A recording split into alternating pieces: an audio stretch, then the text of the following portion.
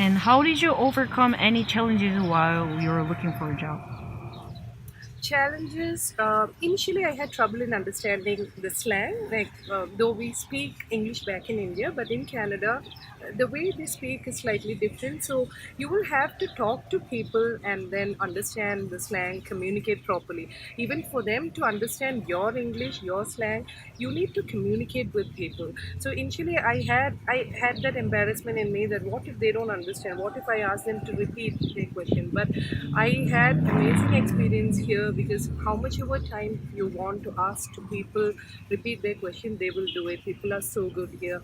So that was one challenge I faced, and now I think I'm out of it because I can talk to people. Even I am now confident enough to start a conversation in a crowd. And the second challenge I faced was definitely a job hunt.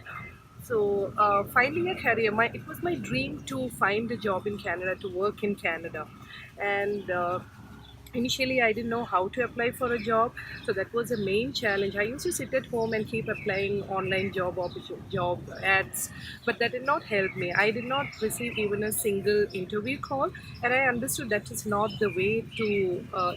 There should be a change in the way I try for job, and that's when, as I said, I attended the workshop conducted by the Kitchener-Waterloo Multicultural Center. And through the workshop, whatever they have trained us through the workshop, I have made it practical, I have used it, and that's where I am today, and that helped me to find my job. So the challenge I faced was in trying for job, in applying for job, and the way I used to do. So I change as per the workshop, whatever they trained. I tried to change the way I applied for job.